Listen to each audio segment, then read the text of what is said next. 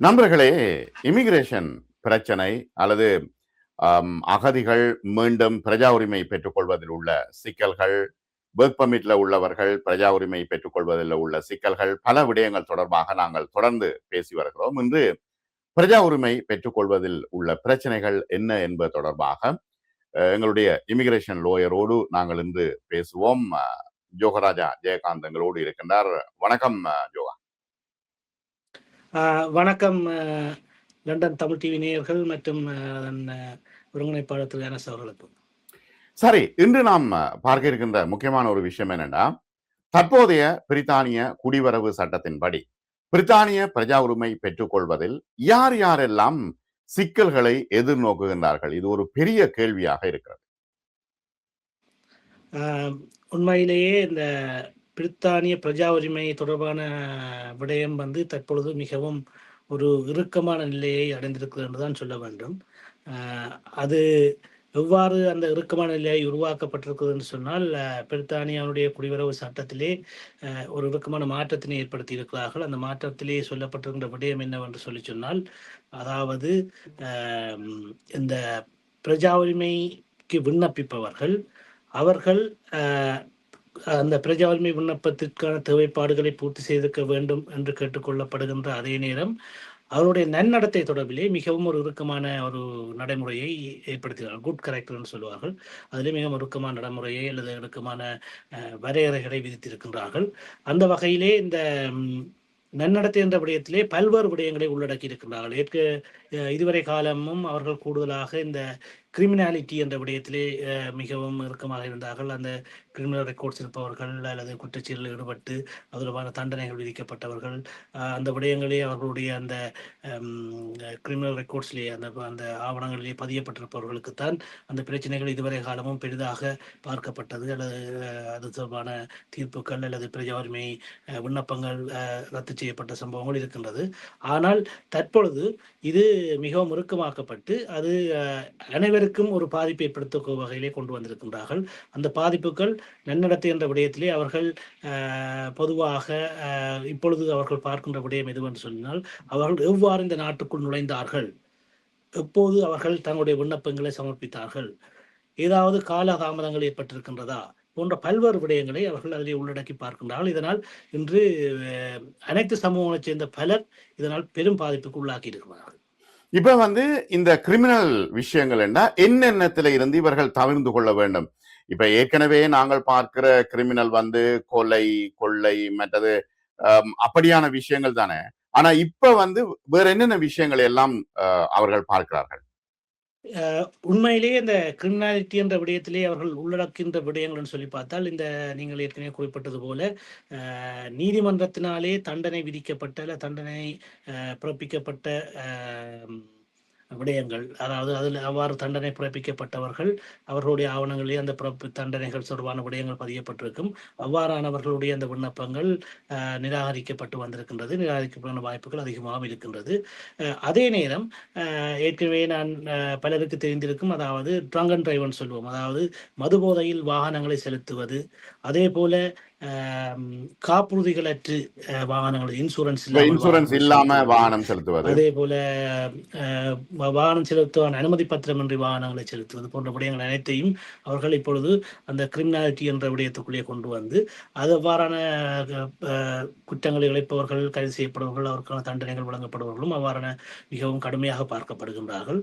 அதே போல இந்த அதாவது குற்றச்செயல்கள் என்று சொல்லி நாங்கள் சிறு குற்றச்செயல், அதாவது சிலருக்கு தண்டனைகள் வழங்கப்படும், சிலருக்கு சிறைச்சாலை தண்டனைகள் வழங்கப்படும், சிலவர்களுக்கு ஒத்திவைக்கப்பட்ட சிறைச்சாலை தண்டனைகள் வழங்கப்படும், சிலருக்கு கம்யூனிட்டி ஒர்க்னு சொல்லுவார்கள், அதாவது சமூகத்திலே போய் அவர்கள் இத்தனை மனத்தியாலங்கள் வேலை செய்ய வேண்டும் என்ற தண்டனைகள் வழங்கப்படும்.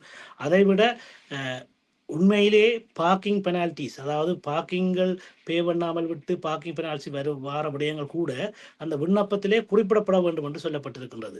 அப்படியா? இல்ல, இது உண்மையில எனக்கு பெரிய ஆச்சரியமா இருக்கு. எனக்கு மட்டும் இல்ல, நிறைய பேருக்கு ஆச்சரியமா இருக்கு. இப்ப நான் ஏற்கனவே இப்ப நீங்கள் பேசிக் கொண்டிருக்கும் பொழுது யோசித்த விஷயம் என்னன்னா, இப்ப இலங்கையில இருந்து 1 இயருக்கு இன்டர்நேஷனல் லைசன்ஸ் எடுத்துக்கொண்டு இங்க ஓடிக்கொண்டிருக்கிறார்கள். சில நேரம் அது இப்ப லோக்கல்ல லைசன்ஸ் எடுக்காம வன்னியருக்கும் மேல ஓடிக்கொண்டிருக்கிறார்கள். இவர்கள் பிடிபட்டா பிரச்சனையாண்டு நான் யோசித்துக் கொண்டிருக்கேன். நீங்க பார்க்கிங் பிரச்சனையை போடுறீங்க. அவர்கள் என்ன சொல்கிறான்னு சொன்னால், அந்த விண்ணப்பங்களை நாங்கள் சமர்ப்பிக்கும் பொழுது அதிலே பெனால்டீஸ் என்று சொல்லி என்ற விடயங்கள் வரும் பொழுது இந்த விடயங்களை நாங்கள் குறிப்பிட வேண்டும். ஆனால் அவை அந்த விண்ணப்பங்களை தீர்மானிக்கும் பொழுது பெரிய அளவில் பாதிப்பை ஏற்படுத்தாத பட்சத்திலும் அந்த பார்க்கிங் பெனால்ட்டியை செலுத்தாமல் விடுவது அல்லது தொடர்ச்சியாக பார்க்கிங் பெனால்ட்டிஸை பெறுவது. அதாவது ஒரு இடத்திலே அவர்கள் பார்க்கிங் பெனால்ட்டிஸ் வருது என்று தெரிந்தும் அதை கவனத்தில் கொள்ளாமல் தொடர்ச்சியாக பார்க்கிங் பெனால்ட்டி செலுத்துவது போன்ற அந்த தொடர்ச்சியான குற்றச்செயலில் ஈடுபடுபவர்கள் தொடர்பான விடயங்களை அவர்கள் கருத்திலே கொண்டு அதையும் அவர்கள் அந்த ஒரு குட் கரெக்டர், அதாவது ஒரு நன்னடத்தை என்ற விடயத்திலே மிகவும் கவனமாக இறுக்கமாக பார்க்கின்றார்கள். அதே போல பல்வேறு விடயங்கள், அதாவது வோ கிரைம்ஸ் சொல்லுவார்கள், கிரைம் அகைன்ஸ்ட் ஹியூமனிட்டின்னு சொல்லுவார்கள், அதாவது போர் குற்றங்கள் அல்லது மனித நேயத்துக்கு இடையிலான குற்றங்கள் போன்ற விடயங்களை உள்ளடக்கி இருந்தால் அதில் ஈடுபட்டவர்கள் அது தொடர்பான விடயங்கள் பட்டியல்களிலே உலக நாடுகளில் எங்காவது அவர்களுடைய பெயர்கள் இருக்குமாக இருந்தால் அவர்கள் இவ்வாறான இந்த பிரஜாவுரிமை பெறுவதிலே தவிர்க்கப்படுவார்கள் அல்லது அவர்கள் விண்ணப்பம் நிராகரிக்கப்படும் என்பது பொதுவான விடயமாக இருக்கின்றது. சில லோயர்கள் அட்வைஸ் பண்ணணும், இங்க போராட்டங்கள்ல போய் ஈடுபட்டால் அவர்களுக்கு அது பிரயோசனமாக அமையும், அகதி விசாவை பெறுவதற்கு பிரயோசனமாக அமையும் என்று சொல்லி நான் இந்த காதால கேள்விப்பட்டிருக்கிறேன். அப்படி ஏதாவது விஷயம் இருக்குதா? இல்ல, உண்மையிலே என்னன்னு சொல்லி சொன்னால் அந்த லோயர்ஸ் அட்வைஸ் பண்ணினும் என்ற இது அது சில கிளையன்ஸ், அதாவது சிலர் மாறுபாடான கருத்துக்களை வெளியில சொல்வதாக இருக்கலாம் நான் நினைக்கிறேன். இப்ப அதாவது ஒவ்வொரு லோயர்ஸ், அதாவது சொலிசிட்டராக இருக்கலாம், லோயர்ஸாக இருக்கலாம், அவர்கள் தங்களுடைய அந்த கிளையன்ஸை, அதாவது எந்த நாடாக இருந்தாலும் அல்ல அவர்களுடைய நாட்டுக்கு எதிரான சம்பவங்கள் அல்லது பிரச்சனைகள் அது தொடர்பான போராட்டங்கள் அல்லது விடயங்கள் இங்கே இடம்பெறும் பொழுது அவர்களுடைய அந்த கேஸ், அவருடைய வழக்கை கையாளுகின்ற சந்தர்ப்பத்திலே அவர்கள் அந்த கிளையன்ஸை கேட்பார்கள், உங்களிடம் நீங்கள் இந்த நாட்டுக்கு ஏதாவது சர்ப்ளஸ் ஆக்டிவிட்டிஸ், ஏதாவது ஆவணங்கள் உங்களிடம் இருக்கின்றதா, அவ்வாறான ஏதாவது போராட்டங்களுக்கு போயிருக்கின்றீர்களா இதுன்னு சொல்லி கேட்பார்கள். அப்போ அந்த சந்தர்ப்பத்திலே அவர்கள் சில வேளை அந்த கிளையன்ஸ் வெளியில சென்று பிழையான ஒரு தகவலை வழங்க முடியும். இந்த லோயர் இப்படி கேட்கிறார் அண்டபடியா நாங்கள் அதுக்கு போகணும் என்ற மாதிரியான ஒரு தகவலை வெளியில சொல்வதாக இருக்கும். ஆனால் அந்த கிளையன்ஸினுடைய ஆவணங்களை சரியாக சமர்ப்பிக்க, ஹோமோஸுக்காக இருக்கலாம் அல்லது நீதிமன்றங்களுக்காக இருக்கலாம், சரியாக சமர்ப்பிக்க வேண்டும் என்று சொன்னால் அவர்களுடைய அந்த ரிஸ்க் ஆஃப் ரிட்டர்ன், அவர்கள் சொந்த நாட்டுக்கு திரும்பி போக தொடர்பான அந்த விடயத்தை சரியாக ஆவணப்படுத்தி சமர்ப்பித்து அவர்களுக்கு சரியாக பிரதிநிதித்துவப்படுத்த வேண்டிய தேவை அனைத்து சட்ட வல்லுநர்களுக்கும் சட்டவாளர்களுக்கும் இருக்கின்றது. அந்த வகையில் தான் அவர்கள் அவ்வாறு கேட்பதாக இருக்கும். இதனை அதாவது அந்த கிளையன்ஸ்கள், அதாவது வழக்கினை வழக்காளிகள் வெளியிலே சென்று பிழையான வகையிலே அதை வெளியிலே சொல்லும் பொழுது மக்கள் அதை பிழையாக விளங்கிக் கொள்வதாக இருக்கும். மற்றபடி எனக்கு தெரிந்த அளவிலே லோயர்ஸுக்கு அவ்வாறான தேவை இல்லை. என்னென்னு சொன்னால் லோயர்ஸை பொறுத்தவரை அவருடைய கேஸ் வந்தால் அதை கையாளுவார்கள். அந்த கையாளும் அடிப்படையிலே அவர்களுக்கான கட்டணங்கள் செலுத்தப்படும், அவ்வளவுதான் விடயம். ஆனால் அவர்களுக்கான அந்த என்னென்ன ஆவணங்கள் சமர்ப்பிக்க வேண்டும் என்ற தேவைப்பாடுகள் இருக்கும் பொழுது அவ்வாறான கேள்விகள் கேட்பது பொதுவான விடயமாக இருக்கும். அதுதான், இப்ப லோயர் சரியான ஆவணத்தை செலுத்தினா தான் அவர்கள் கன்சிடர் பண்ணுவார்கள் இல்லையா? அதற்கு மேல அவர்கள் இப்ப ஒரு வருடம் அந்த கேள்வியை கேட்காம விட்டால் உண்மையிலேயே ஒரு ஆள் இங்க ஒரு போராட்டத்தில் ஈடுபடுகிறார், அதிலே முக்கியமா பங்கு பெற்றுகின்றார், ஆனால் அவருக்கு சில வேளை அதன் முக்கியத்துவம் தெரியாம இருக்கும். அவர் தன்னுடைய அந்த ஆதங்கம் காரணமாக தான் தமிழ் இலங்கை எடுத்துக்கொண்டால் தமிழர்கள் ஒரு சுயநிர்ணய உரிமை வேண்டும் அல்லது தமிழர்களுக்கான ஒரு தீர்வு வேண்டும் என்ற நோக்கம் அடிப்படையிலே அவர் போய் அதிலே பங்கு பெற்றலாம். அந்த சந்தர்ப்பத்திலே அவருக்கு அதன் முக்கியத்துவம் தெரியாம இருக்கும். அந்த ஆவணத்தை கொடுப்பதனால் தனக்கு ஒரு விஷயம் சரியாக நடக்கக்கூடிய வாய்ப்பு இருக்கும், அல்லது அதிலே பங்கு பெற்றதால் தனக்கு இலங்கைக்கு செல்வது ஆபத்தான விடயம் என்பது அவரை பொறுத்தவரையே தெரியாமல் இருக்கலாம். ஆனால் அதை சரியாக சொல்ல வேண்டிய அல்லது அவரை சரியாக வழிநடத்த வேண்டிய பொறுப்பும் கடமையும் அந்த சட்டவாளருக்கு நிச்சயமாக இருக்கும். கட்டாயம் அதை செய்ய வேண்டும். இப்ப இலங்கைக்கு போனா கைது செய்யப்படுகின்றார்களா? இப்ப அவர்கள் தடை செய்யப்பட்ட அமைப்புகள்ல இருந்து போனவர்கள் கைது செய்யப்படுகின்றார்களா? அது தொடர்பாக நீங்கள் கேள்விப்பட்டீங்களா? இலங்கையை பொறுத்தளவிலே உண்மையில் எவ்வாறான சூழ்நிலை இருக்குதுன்னு சொன்னால், அங்கே பிரித்தானிய அரசாங்கத்தை பொறுத்தவரை பிரித்தானிய அரசாங்கத்திலே 2 சட்ட வழக்குகள் தற்பொழுது நடைமுறையில் இருக்கின்றது. ஒன்று வந்து சொல்லுவோம் ஜிஜி என்ற அதர்ஸ்ன்னு சொல்லி, இன்னொரு வழக்கு இருக்கின்றது கேகேஎன் ஆர்எஸ்ன்னு சொல்லி 2 வழக்குகள். இவை சட்ட வழக்குகளாக இன்றும் தீர்ப்புகள் வழங்கப்படும் பொழுது கோமிசாலா இருக்கலாம், நீதிமன்றத்தினாலே பயன்படுத்தப்படுகின்றது. இந்த சட்ட வழக்கிலே அவர்கள் பல்வேறு தரப்பினருடைய ஆதாரங்கள், பல்வேறு கருத்துக்கள், பேட்டிகளை அடிப்படையாக கொண்டுதான் அந்த வழக்கில் தீர்ப்புகள் வழங்கப்பட்டிருக்கின்றது. அதன் அடிப்படையில் அதாவது இலங்கை அரசாங்கத்தை பொறுத்தளவிலே இலங்கையினுடைய அதிகாரிகளை பொறுத்தவரை 2 வகையான பட்டியல்கள் அவர்களிடம் இருக்கின்றது. ஒன்று ஸ்டாப் லிஸ்ட் சொல்லுவார்கள், இன்னொன்று வாட்ச் லிஸ்ட் சொல்லுவார்கள்.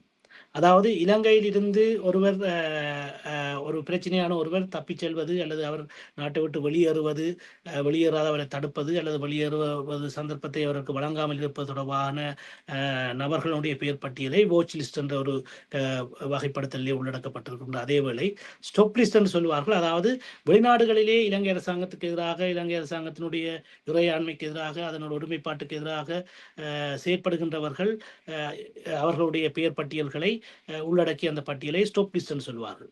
அவ்வாறான ஸ்டாப் லிஸ்டிலே இருக்கின்றவர்களுடைய பட்டியல்கள் பெயர்கள் இருக்குமாக இருந்தால் அவர்கள் இந்த நாட்டிலிருந்து திரும்பி செல்லும் பொழுது அவர்கள் விமான நிலையத்திலே தடுத்து நிறுத்தப்பட்டு அவர்கள் திருப்பி அனுப்பப்படுவதற்கான வாய்ப்புகள் இருக்கும். அதே போல வாட்ச் லிஸ்ட் சொல்லவர்கள் இலங்கையிலிருந்து தப்பி வர, அதாவது சாதாரண வழியினூடாக விமான நிலையமூடாக அவர்களுடைய சொந்த ஆவணங்களை பயன்படுத்தி தப்பி வர முற்படுகின்ற பொழுது அவர்கள் அங்கே அந்த கண்காணிப்பு பட்டியலிலே வாட்ச் லிஸ்டில் இருப்பார்களாக இருந்தால் அவர்கள் நிறுத்தப்படுவதற்கு அல்லது கைது செய்யப்படுவதற்கான வாய்ப்புகள் இருக்கும். இந்த 2 பட்டியல்களிலும் யார் யாருடைய பெயர்கள் இருக்கின்றது என்ற விடயங்கள் யாருக்குமே தெரியாது. அது அந்த அதிகாரிகளுக்கு மட்டும்தான் தெரியும். இமிகிரேஷன் கவுண்டருக்கு போனா பிறகுதான் தெரியும். அந்த நிலைமையில் தான் அவர்களுக்கு தெரியும். அப்ப அந்த வகையிலே வந்து பிரித்தானியாவில் இருந்து கொண்டு இலங்கை அரசாங்கத்துக்கு எதிராக செயற்பாடில் செயற்படுகிறவர்களுடைய பெயர்கள் அந்த பட்டியலிலே இருக்கிறதா இல்லையா என்பதை வந்து இலங்கை அரசாங்கம் வெளிப்படுத்தப் போவதில்லை. ஆனால் அவருடைய செயற்பாடுகளின் அடிப்படையிலே நீதிமன்றமாக இருக்கலாம் அல்லது ஹோம் ஆஃபீஸாக இருக்கலாம், அந்த செயற்பாடுகளின் அடிப்படையில் இவருடைய பெயர் அந்த பட்டியல் இருப்பதற்கான வாய்ப்புகள் இருக்கின்றது என்பது கருதினால் அவர்களுடைய அந்த விண்ணப்பங்கள் ஏற்றுக்கொள்ளப்படுவதற்கான வாய்ப்புகள் அதிகமாக இருக்கும். அப்படி நூற்றுக்கணக்கானவர்கள் இருப்பார்கள் இல்லையா? நிச்சயமாக அது உண்மையில் எங்களுக்கு தெரியாத விட நூற்றுக்கணக்கானவர்களோ ஆயிரக்கணக்கானவர்களோ எங்களுக்கு தெரியாது. சரி, அடுத்தது நாங்கள் பேசிக்கொண்டிருந்த விஷயம் இந்த பிரஜா உரிமை சிக்கல்கள். அவ்வாறான சிக்கல்களை எதிர்கொண்டவர்கள் என்ன செய்ய வேண்டும்? உண்மையிலே அந்த பிரஜா உரிமை தற்பொழுது இருக்கின்ற பிரஜா உரிமையினுடைய அந்த இறுக்கமான நிலைமையில் அந்த இறுக்கப்பாடு என்று சொன்னால் என்னன்னு சொன்னால் குடிவரவு தொடர்பான பிரச்சனைகளில் இருக்கின்ற சிக்கல்களைத்தான் இப்பொழுது மிகவும் இறுக்கமாக பார்க்கின்றார்கள். நான் ஏற்கனவே குறிப்பிட்ட இந்த கிரிமினாலிட்டி என்றது அல்லது ஓ கிரைம் அல்லது கிரைம் அகேன்ஸ்ட் ஹியூமனிட்டி அந்த விடயங்கள் ஏற்கனவே கவனத்தில் கொள்ளப்பட்ட விடயங்களாக இருந்தாலும் கூட அதிலே பாதிக்கப்பட்டவர்கள் விரல் எண்ணக்கூடியவர்களாக இருப்பார்கள். அவ்வாறான சட்ட சிக்கல்கள் இருப்பவர்கள் தான் அவ்வாறான பாதிப்பை உள்ளாக்கியிருப்பார்கள். இப்பொழுது கொண்டு வரப்பட்டிருக்கின்ற விடயம் என்னவென்று சொன்னால், தற்போது நடைமுறையில் இருக்கிற விடயம் என்னவென்று சொன்னால், அதாவது அவர்கள் நாட்டுக்குள் உள்நுழையும் பொழுது எவ்வாறு உள்நுழைந்தார்கள், என்ன விசாவிலே அவர்கள் உள்நுழைந்தார்கள், உள்நுழைந்த பின்னர் அவர்கள் என்ன செய்தார்கள், அவர்கள் தங்களுடைய இருப்பினை உறுதிப்படுத்துவதற்கு எவ்வாறான நடைமுறைகளை பின்பற்றினார்கள், எவ்வாறான தகவல்களை வழங்கினார்கள் போன்ற பல்வேறு விடயங்களையும் அவர்கள் மிகவும் நுணுக்கமாக ஆராய்கின்றார்கள். இந்த ஆராய்ச்சியின் வெளிப்பாடு பல விண்ணப்பங்கள் நிராகரிப்புக்கு உள்ளாக்கப்பட்டு கொண்டிருக்கின்றது. உண்மையில் இப்போ உதாரணமாக நாங்கள் ஒன்றை சொல்லுவோம் இருந்தால், ஒருவர் படகு மூலம் இந்த நாட்டுக்கு நுழைந்து அவருக்கு அவருடைய அந்த அகதி கோரிக்கை ஏற்றுக்கொள்ளப்பட்டு அவருக்கு இலங்கை என்று எடுத்துக்கொண்டோம்னால் இலங்கைக்கு திரும்பி செல்வது ஆபத்தானது என்று கருதப்பட்டு அவர்கள் ஏற்றுக்கொள்ளப்பட்டு அவருக்கு அகதி அந்தஸ்து வழங்கப்பட்டிருந்தாலும் அவர் நிரந்தர பதிவுரிமைக்கு விண்ணப்பிக்கும் பொழுது அங்கே ஒரு பெரிய பிரச்சனை வருவதற்கான வாய்ப்புகள் இதுவரை காலமும் இல்லை. அவருடைய கோரிக்கை அடிப்படையிலே 5 ஆண்டுகள் அவர் பூர்த்தி செய்வராக இருந்தால் அவருக்கு நிரந்தர பதிவுரிமை வழங்கப்பட்டு கொண்டு வந்தது. ஆனால் அவர் தற்போது பிரஜா உரிமைக்கு செல்லும் பொழுது சொல்லுகின்றார்கள், நீர் ஒரு ஆபத்தான வழியை பின்பற்றி இந்த நாட்டுக்குள் நுழைவதற்கான சரியான மார்க்கத்துக்கு அப்பால் சென்று இந்த நாட்டுக்குள் நுழைந்திருக்கின்றீர் என்றபடியால் நீர் ஒரு நட்பிரஜையாக இந்த நாட்டினுடைய பிரஜையாகவும் ஏற்றுக்கொள்வதற்கு ஒரு தகுதியை நீர் இழக்கின்றீர். அந்த வகையிலே உமக்கான பிரஜா உரிமை வழங்கப்பட முடியாது என்ற ஒரு கருத்தினை முன்வைக்கின்றார்கள். அதே போல இந்த லோரி வழியே களவாக ஒழித்திருந்து வருபவர்களுக்கு அவர்களுக்கும் இதே நிலைமைகள் தான் அங்கே காணப்படுகின்றது. அவர்கள் என்ன செய்ய வேண்டும்? தொடர்ச்சியாக விசா எடுத்து இருக்கணும் அப்படியா? அவர்களுக்கு நிரந்தர பதிவுரிமை பெற்ற பின்னர் அவர்களுடைய நிரந்தர பதிவுரிமை என்பது அதை சொல்லுவோம் இன்டெஃபினிட்லி லீவ் டு ரிமைன். அதாவது ஓகே, பாஸ்போர்ட் கொடுக்க மாட்டார்கள், இந்த இன்டெஃபினிட்லி லீவ் டு ரிமைன்ல இருக்க வேண்டியதுதான். அதில் இருக்கலாம். அவர்கள் அகதி அந்தஸ்துக்கு பெற்றவர்களுக்கான வழங்கப்படுகின்ற அந்த டிராவல் டாக்குமெண்ட் சொல்லுவோம், நீல புத்தகம் டிராவல் டாக்குமெண்ட்டை அவர்கள் தொடர்ச்சியாக பெற்றுக்கொண்டிருக்கலாம். அவர்கள் தங்களுடைய சொந்த நாட்டுக்கு, எந்த நாட்டிலிருந்து அவர்கள் பாதுகாப்பு கோரி இந்த நாட்டுக்கு வந்தார்களோ அந்த நாட்டுக்கு அவர்கள் பயணிக்க முடியாத சூழ்நிலை தான் காணப்படும். ஏனைய நாடுகளுக்கு அவர்கள் எந்த நாட்டுக்கு விசா எடுக்காமல் செல்ல முடியுமோ அங்கே செல்லலாம், விசா எடுத்து செல்ல முடிய நாடுகளுக்கு விசா எடுத்து செல்லலாம் அந்த டிராவல் டாக்குமெண்ட்டை பயன்படுத்தி. ஆனால் அவர்கள் தங்களுடைய வாழ்க்கை காலங்களிலே அந்த இலங்கையாக இருந்தால் இலங்கைக்கு செல்வது என்பது முடியாத காரியமாக இருக்கும் தற்போதைய சூழ்நிலையின்படி. சரி, இவர்களுக்கான மேல்முறையீடு என்ன? மேல்முறையீடு செய்ய முடியுமா? இப்ப அதுல எப்படி என்று சொல்லி சொன்னா, இப்ப அவர்கள் அந்த ஒருவர் விண்ணப்பிக்கிறார். அதாவது இந்த நாங்கள் இப்படி எடுப்போம், பொதுவாக ஜெனரலாக நாங்கள் பார்த்தோம்னு சொன்னால் இந்த அகதி கோரிக்கை அடிப்படையிலே இங்கே விசா எடுப்பவர்களுக்கு தான் கூடுதலாக இந்த பிரச்சனைகள் வருவதற்கான வாய்ப்புகள் இருக்கிறது. அதாவது குடிவரவு தொடர்பான பிரச்சனைகள் வருவதற்கு வாய்ப்புகள் இருக்கின்றது. இதிலே அண்மையிலே எனக்கு என்னுடைய ஒரு கிளையன்ஸுக்கு ஏற்பட்ட அனுபவம் எப்படின்னு சொல்லி சொன்னால், அவர் ஒரு வெள்ளிக்கிழமை இந்த நாட்டுக்கு வந்திருக்கிறார். இமாலயமூடாக தன்னுடைய சொந்த பாஸ்போர்ட்டிலே அவர் ஒரு உள்நுழைவுக்கான ஒரு அனுமதியோடு தான் வந்திருக்கின்றார். அவர் வெளியே நாட்டுக்குள்ளே சனி ஞாயிறு தவிர்த்து சனி ஞாயிறு கோமோஸ் எல்லாம் போட்டு திங்கட்கிழமை கோமோஸுக்கு சென்று அவர் தனது அகதி கோரிக்கையை முன்வைத்திருக்கின்றார். அவருக்கு இந்த பிரஜா உரிமை விண்ணப்பம் நிராகரிக்கப்பட்டிருக்கின்றது. சொல்லப்பட்டிருக்கிற காரணம் என்னவென்று சொன்னால், உமக்கு வரும்பொழுதே தெரியும் நீர் இந்த நாட்டுக்கு திரும்பி போக முடியாது என்ற நோக்கத்தில் தான் வந்திருக்கிறேன். அது உம்முடைய அந்த நேர்முக தேர்விலே நீர் தெளிவாக சொல்லி இருக்கின்றீர். இருந்த பொழுதிலும் நீர் ஏர்போர்ட்டிலே வெள்ளிக்கிழமை ஏர்போர்ட்டிலே நீர் உம்முடைய அகதி கோரிக்கையை முன்வைக்கவில்லை என்ற காரணத்தினால் உம்முடைய பிரஜா உரிமை நிராகரிக்கப்படுகின்றது. இந்த அளவுக்கு தூரத்துக்கு இது மிகவும் இறுக்கமாக பார்க்கப்படுகின்றது என்பதை அனைவரும் விளங்கிக் கொள்ள வேண்டும். இவ்வளவுக்கு ஆபீசர்ஸ் இருக்கிறார்களா? இப்ப என்னன்னா, ஆரம்பத்துல அநேக மாணவர்கள் உள்ளுக்க வெளியில கிட்டத்தட்ட 1 மாதத்துக்கு பிறகு 2 மாதத்துக்கு பிறகு 3 மாதத்துக்கு பிறகு போயிட்டு அகதி அந்தஸ்து கோரிய சம்பவங்கள் நிறைய இருக்கின்றன. இப்ப அவ்வளவுக்கு இறுக்கமாக இருக்கிறார்களா? அவ்வளவுக்கு ஆபீசர்ஸ் எல்லாம் போட்டு இறுக்கப்படுத்தி இருக்கிறார்களா? என்னன்னு சொன்னால், இப்ப அந்த ஒவ்வொருடைய ஆவணங்களும் கம்ப்யூட்டரைஸ் பண்ணியாச்சு. அப்ப கம்ப்யூட்டரைஸ் பண்ணினால் ஜஸ்ட் இப்ப ஒரு அகதி கோரிக்கை ஒரு ஆள் பிரஜா உரிமைக்கு விண்ணப்பிக்கிறார் என்று சொன்ன உடனே அந்த ஆஃபீஸர் அந்த ஃபைலை கையாளர் ஆஃபீஸர் அலர்ட் ஆயிடும். ஓகே, இஸ் அன் அசைலம் சீக்கர்ன்னு சொல்லி சொன்னால், அது அப்புறம் ரிஃப்யூஜி கிராண்ட் பண்ணப்பட்டிருக்குன்னு சொன்னா நிச்சயமாக அவர்களுக்கு இப்ப பிரஜா உரிமை வழங்கும் முதல் அவருடைய அசைலம் ஃபைலை அவர்கள் பார்ப்பார்கள்.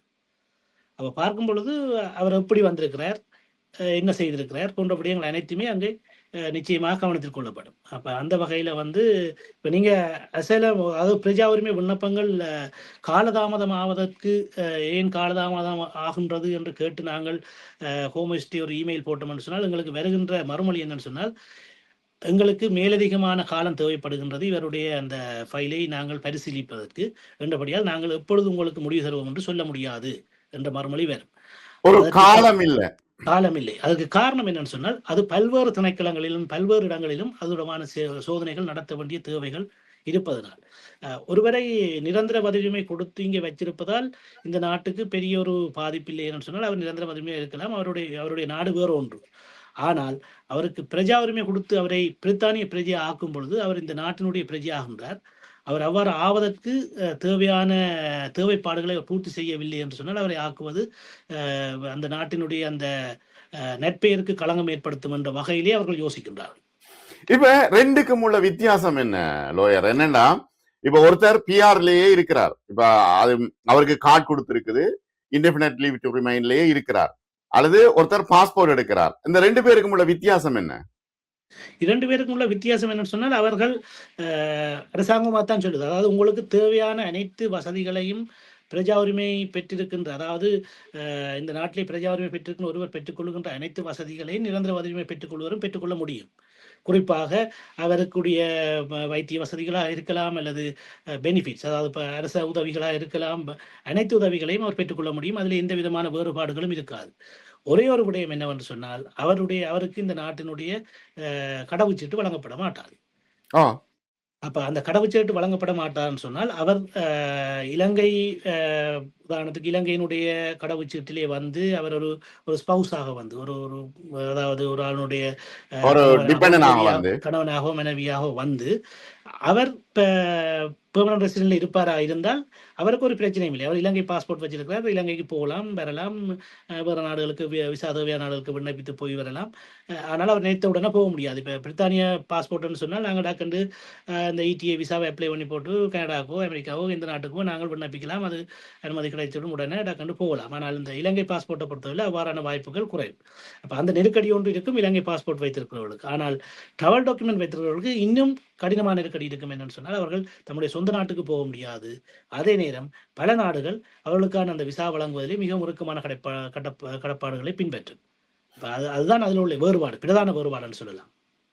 ஆனால் இப்ப என்னன்னா அது ஒரு குறை இல்ல தானே. இப்ப வந்து நீங்க சொல்ற சரி, சில நாடுகளுக்கு போக முடியாது, அதானே ஒரு பிரச்சனை. இப்ப உதாரணத்துக்கு இலங்கைன்னா இலங்கை பாஸ்போர்ட்டை வச்சுக்கொண்டு அவர் இலங்கை பாஸ்போர்ட்டை ரினியூ பண்ணிக்கொண்டே இருக்கணும், 10 வருஷத்துக்கு ஒருக்கா ரினியூ பண்ணிக்கொண்டே இருக்கணும், சில நாடுகளுக்கு போக முடியாது. ஆனா இப்ப இந்த பாஸ்போர்ட் எடுக்காம இருக்கிறவர்களுக்கு ஏதாவது நெருக்கடி வருமா, திருப்பி அனுப்புவார்களா என்ற ஒரு கேள்வியும் வருது இல்லையா? நிச்சயமா அந்த கேள்வி இருக்குது. ஆனா அது வந்து இது ஒரு அரசியல் ரீதியான ஒரு விடயமாக நாங்கள் பார்க்கலாம். என்னன்னு சொல்லி சொன்னால் ஒவ்வொருவரும் தங்களை நிலைநிறுத்திக் கொள்வதற்கு அல்லது தாங்கள் பதவிக்கு வருவதற்கு ஒரு ஒரு பிரச்சார வகையிலே வாரான யுத்திகளை பயன்படுத்துகிற ஒழிய, இது பிரித்தானியா வந்து சட்டத்தின் ஆட்சி நடக்கின்ற ஒரு நாடு. அப்ப சட்டம் என்பது மிகவும் சுதந்திரமானது இந்த நாட்டில். அப்ப சுதந்திரமான தீர்ப்புகளும் சுதந்திரமான நீதி நடைமுறைகளும் இங்கே பின்பற்றப்படும். அப்ப ஒரு விஷயத்தை வந்து நாங்கள் அரசியலிலே பேசுவது போல அல்ல அரசியலே கதைக்கின்றது போல அவர்கள் அதிகாரத்துக்கு வரும்பொழுது அதை முன்னெடுப்பது மிகவும் கடினமாக இருக்கும். பொதுவாக நீங்கள் உங்களுக்கு உதாரணம் சொன்னால் இந்த வின்ருஷ் என்ற விஷயத்திலே இவ்வாறான பிரச்சனை வந்தது. அதே போல இந்த ருவாண்டாவுக்கு ஆக்களை அனுப்புவது தொடர்பாக கன்சர்வேட்டிவ் கொண்ட விடயத்திலே நீதித்துறை எவ்வாறு செயற்பட்டது, அதன் பிரச்சனை எவ்வாறு வந்தது என்ற விடயங்கள் எல்லாம் அனைவருக்கும் தெரிஞ்சிருக்கும். என்றபடியால் இது வந்து அரசியல் ரீதியான ஸ்டண்டுக்கு கதைக்கிற விடயங்களுக்கு அப்பால் சென்று நீதித்துறையிலே அது சேலஞ்ச் பண்ணப்படுகின்ற விடயமாகத்தான் நிச்சயமாக இருக்கும். இது இப்ப இருக்கின்ற நிலைமையில இப்ப பிரஜா உரிமை என்ற விஷயத்துல எதிர்காலத்தில் அகதி கோரிக்கையாளர்களின் நிலை என்னவாக இருக்கும் என்று நீங்கள் யோசிக்கிறீர்கள்? அவங்களோட இந்த கேள்வியோட நீங்க முதல் கேள்வி கேட்ட கேள்வியில நாங்க ஒரு வேற திசைக்கு போய் திருப்பி நான் விளங்கப்படுத்தினேன். என்னன்னு சொல்லி சொன்னால் இந்த பிரஜா உரிமை நிராகரிக்கப்பட்டவர்களுடைய விண்ணப்பங்கள் தொடர்பான விடயத்துக்கு அவர்களுக்கான அப்பீல் ரைட்ஸ், அதாவது அவர்களுக்கு மேன்முறையீடு செய்வதற்கான எந்த வாய்ப்புகளும் அதில் வழங்கப்படுவதில்லை. அவர்கள் வந்து கோமோவிஸுக்கே இப்ப ஒரு முறை கூட வழங்கப்படுறது இல்லையா? இல்ல, அது அதாவது மேல்முறையீடு அவர்கள் நீதிமன்றம் செல்வதற்கான வாய்ப்பு வழங்கப்படாது. ஆனால் அவர்கள் வந்து கோமோவிஸுக்கு மேல்முறையீடு செய்வதற்கு ஒரு விண்ணப்பத்தினை சமர்ப்பிக்க முடியும், தங்களுடைய காரணங்களை குறிப்பிட்டு. அதாவது நீங்கள் என்னென்ன காரணங்கள் குறிப்பிட்டிருக்கின்றீர்கள், இந்த காரணங்கள் வந்து இன்னென்ன காரணங்களால் அது இல்லாமல் செய்யப்படுகின்றது போன்ற விடயங்களை முன்வைத்து அவர்கள் அந்த மேன்முறையீட்டை கோமோவிஸுக்கு முன்வைக்க முடியும். அவ்வாறு முன்வைக்கின்ற பொழுது அதை அவர்கள் பரிசீலித்து அதை அவர்கள் ஏற்றுக்கொண்டால் அவர்கள் வழங்கலாம், ஏற்றுக்கொள்ளாவிட்டால் வழங்காவிடலாம். அது அனைத்து தீர்ப்புகளும் வந்து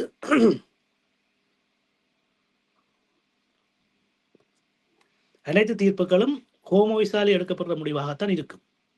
ஆனால் இந்த நீதிமன்றம் செல்வதற்கான வாய்ப்பு வழங்கப்படாத சூழ்நிலையிலே அந்த தீர்ப்புகளுக்கு எதிராக அல்லது இந்த முடிவுகளுக்கு எதிராக ஜுடிஷியல் ரிவ்யூன்னு சொல்லப்படுகின்ற விடயத்துக்கு செல்லக்கூடிய வாய்ப்பு காணப்படுகின்றது. ஒரு நீதிமன்ற வாய்ப்பு மறுக்கப்படுகின்ற ஒரு விண்ணப்பம் தொடர்பான விடயத்திற்கு.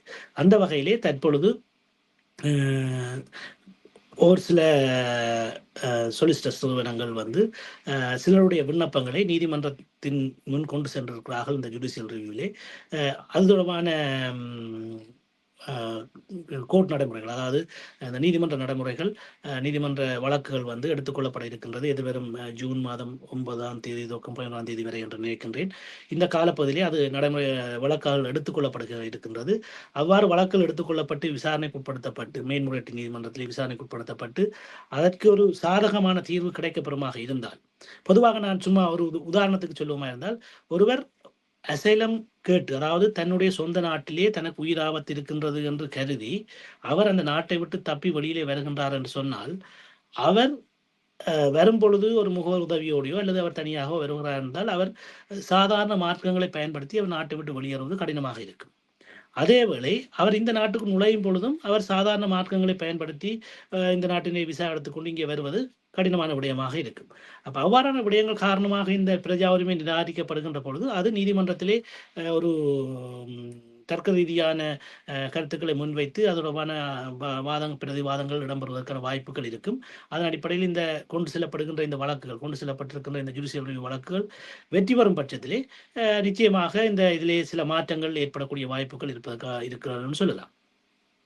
இப்ப அண்மையில நான் கேள்விப்பட்டேன், அயர்லாந்துல இருந்து ஒரு விமானத்துல நிறைய பேரை பாகிஸ்தான், ஆப்கானிஸ்தான் அகதிகளை பிடிச்சு அனுப்பி இருக்கின்றார்கள். அதுல ஒரு பிரச்சனை ஒன்று வந்தது, முஸ்லிம்களுக்கு வந்து ஹலால் சொசேஜஸ் கொடுக்கல, பன்றி இறைச்சி சேர்த்து கொடுத்தார்கள் ஒரு பெரிய பிரச்சனை இங்க பத்திரிகைகள்ல இண்டிபெண்டன்ட்ல எல்லாம் பேசப்பட்ட விஷயம். அப்ப என்னன்னா, இப்ப அயர்லாந்துல இருந்து பிடிச்சு அனுப்புகின்றார்கள், அப்படி ஏதாவது நடைமுறை இங்கேயும் இருக்குதா?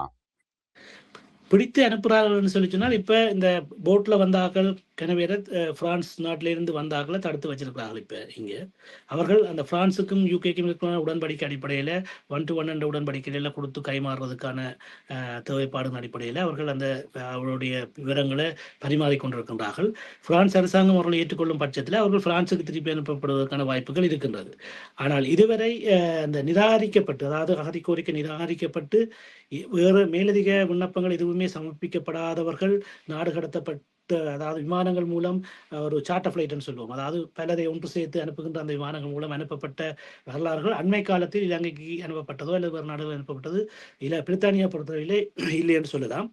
ஆனால் பலர் கைது செய்யப்பட்டிருக்கிறார்கள். அவர்கள் மேலதிக விண்ணப்பங்களை சமர்ப்பிப்பதற்கான ஏற்பாடுகளை செய்திருக்கிறார்கள். அவ்வாறான விஷயங்கள் நடக்கின்றது. ஆனால் அவ்வாறான சார்ட்டர் ஃபிளைட்ஸ் அனுப்பப்பட்ட சம்பவங்கள் பிரித்தானியாவில் இல்லை என்று தான் சொல்லுவாங்க. மிக நன்றி திரு யோகராஜா ஜெயகாந்த். பல முக்கியமான விடயங்களை இன்று நாம் பேசினோம்.